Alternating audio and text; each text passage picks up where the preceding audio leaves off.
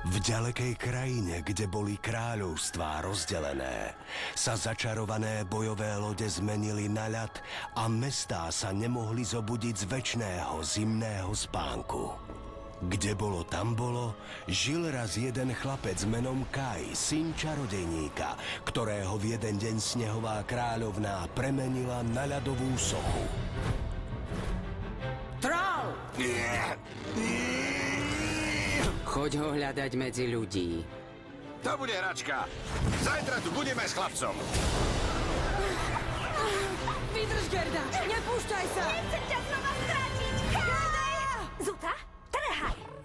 Púšť ma, vezmem ťa za Kajom, fajn. Poznám to tu ako svoju vlastnú dlaň. Myslel som si, že spadne.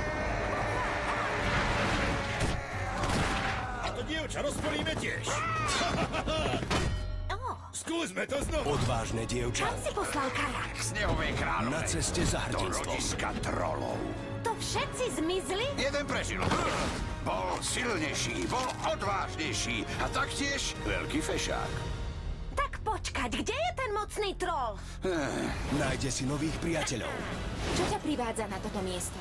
Obezte ho! Som dobrý, spýtaj sa Gerdy. No, A riskuje všetko. Už to dievča konečne chyťte! Hrubý troll! Orm, ja sa volám Orm. A bojuje nikdy nevyhráte. A kto ma asi tak zastaví? Ja viem, čo mám robiť. proti mrazivému zlu. Snehovej kráľovnej budeš potrebovať síl. Dám jej svojho sopa.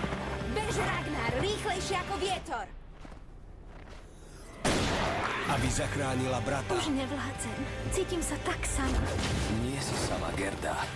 Kým si nás budeš pamätať, Aj svet budeme stále v tvojom. z večného mrazu. Nech sa deje čokoľvek, pamätaj si. Budem stále s tebou.